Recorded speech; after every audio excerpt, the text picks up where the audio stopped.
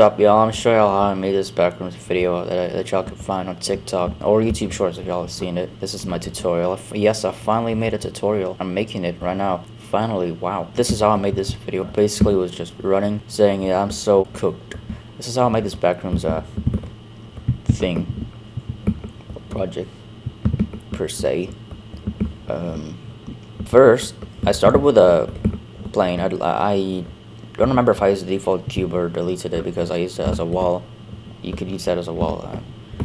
Well, first thing I did was I made a plane, Shift A, mesh. I created a plane. I pressed tab and selected A and then scaled it in edit menu, edit mode, specifically keeping this option on so, you know, the textures don't get warped and stuff. And I made a backrooms carpet texture a long time ago in 2022, I think. Basically, I made something like this. Look, I'm just gonna scale this shit. Scale it up. So the texture gets back to like pretty much whatever the hell size I want it to be again. Damn. There it is. I'll scale it down a little bit. There it is, basically. This is just a carpet texture I made a long time ago. I'm sure right now. Ignore my brother in the background talking to my mom. I don't know. I don't got my own room. I'm broke. Y'all can see the normal texture. That's my house. That's how I import the videos, the footage, because I use motion tracking, camera tracking for the camera tracking. Yeah, on my iPhone because I have an iPhone, unfortunately. So, anyways, I use that tracking. Anyways, this is the texture. Make sure y'all have no Wrangler because it makes things way easier to make textures and stuff. It's a decent texture also. Looks pretty damn well. Something for y'all to see everything. This is how I made it. You can use a noise texture for the texture on it. There's a fabric texture.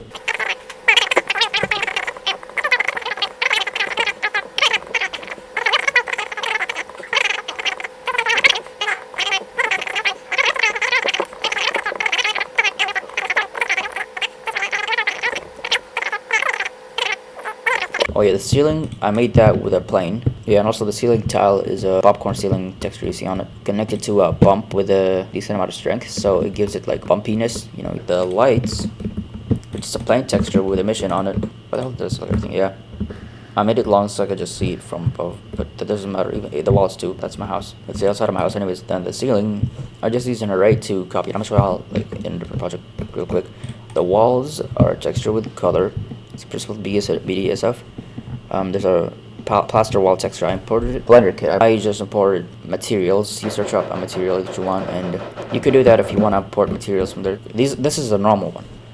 Less yellowy. Less yellowy if you want to copy the values. I don't know why, but look at them. Have a look, I guess. Oops, 11. Oh, this one the emission is less, so it looks really aged. This one has the strength of 30, so it looks really damn bright. There's a normal map. I added that to I think I added that here myself. Strength of 1 because I was trying to change that a little bit.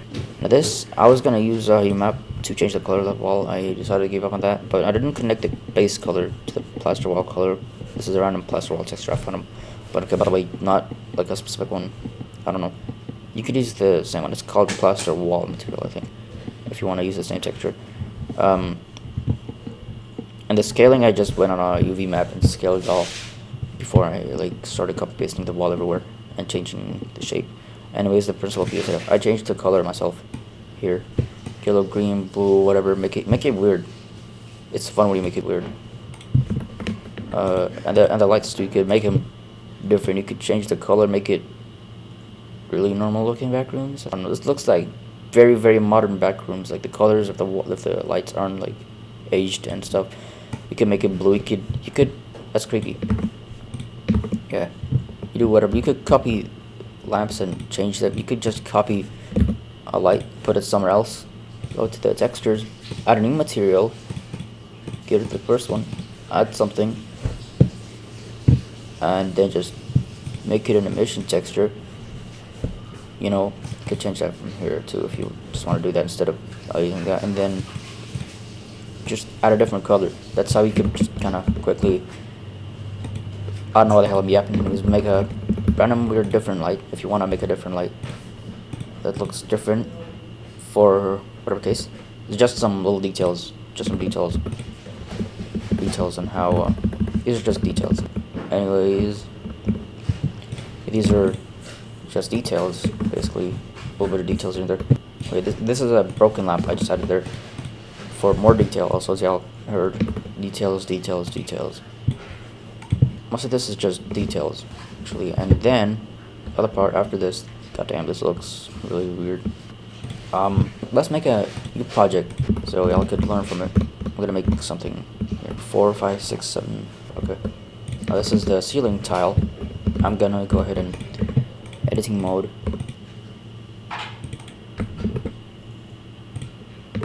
Anyways, like this is perfect. Now we're going to extrude the z-axis a tiny bit, decent. Anyways, look at the render settings, by the way.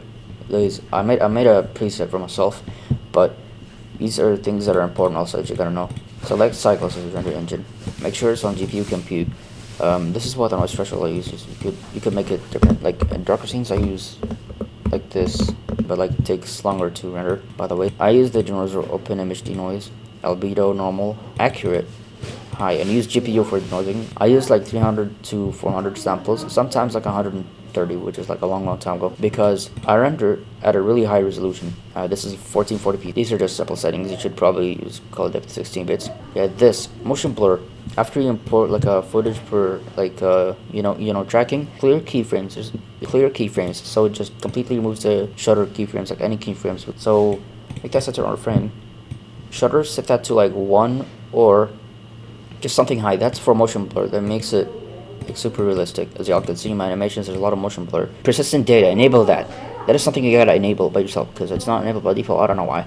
Anyways, it's really important. Color management, also these settings, copy them if you like.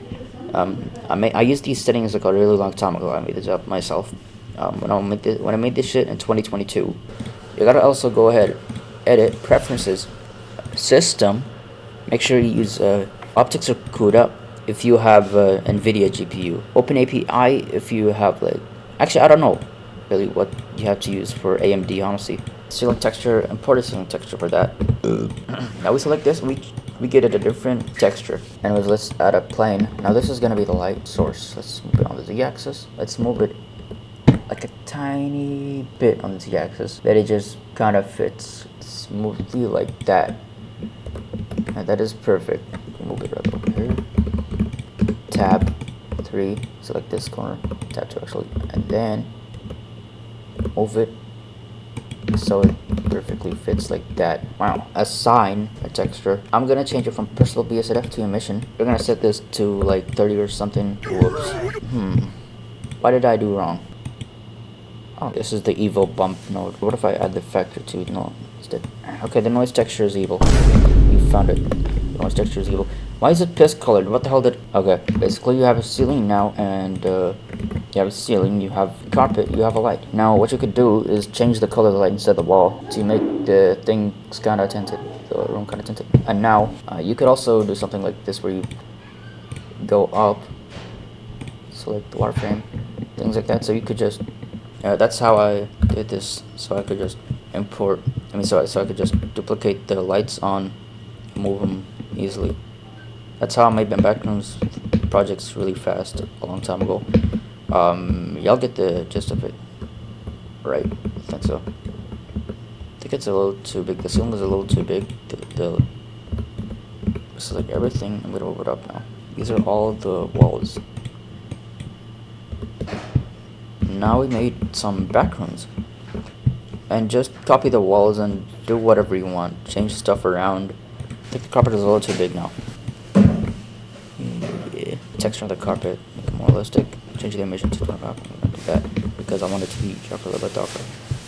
That's decently realistic. Now how I imported footage to here was I downloaded a plugin called mcyt, and I downloaded an app on my phone.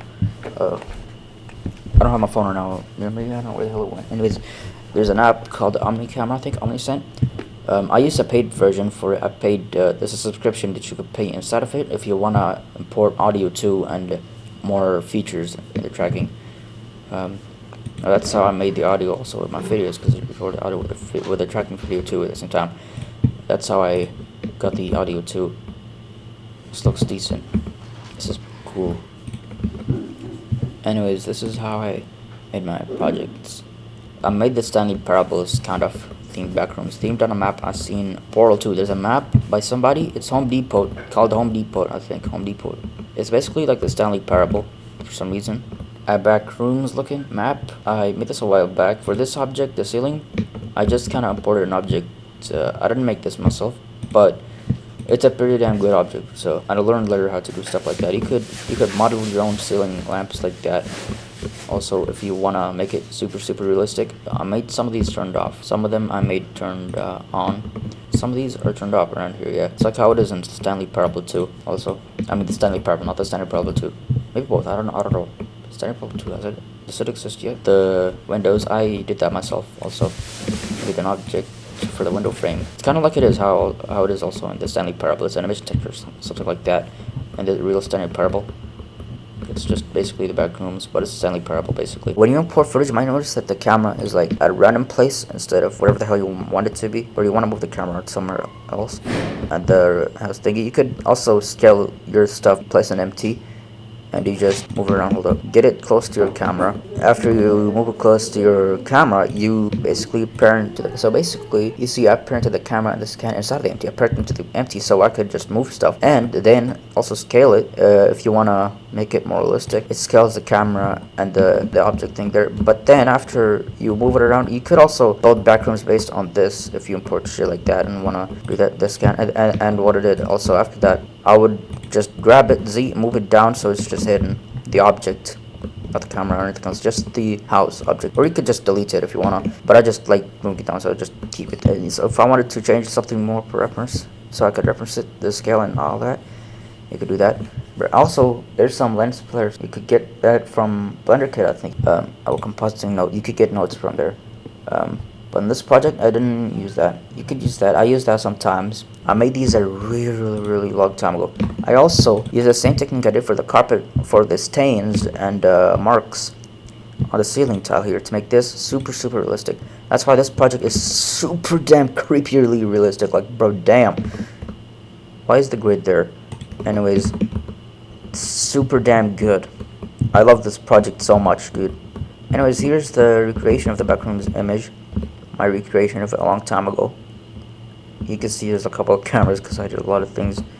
There's well, nothing here. I added a window here because I just wanted more emission to make it realistic. It's an emission texture. I made the border also like how I did in the Stanley Parable stuff. Cut a hole in the wall. I used a Boolean modifier to cut a hole in the wall. Anyways, these sometimes like would combine each other. Also, like they would go into each other. So I'll just press tab, move one of these up a little bit. That's or just scale them all slightly. These things, as you can see in these corners, it's like that. Nobody noticed that because it's such a tiny difference, and it makes it really. Where did I turn? That looks trippy. I've never seen this view or angle. Trippy as hell. That's it for the tutorial. I'm gonna edit this, and I hope I get a lot of views on YouTube, bro. I want to make a lot of YouTube money. Benjamin Netanyahu, where are you? I know where you live, Benjamin Netanyahu. I know where you are, Benjamin. I'm gonna find you, Benjamin Netanyahu. Where in the fucking world is Benjamin Netanyahu? Well, as far as I fucking know, I don't fucking know. I've been searching in the backrooms for about like 7 hours. It's smelly as hell and it's super fucking empty.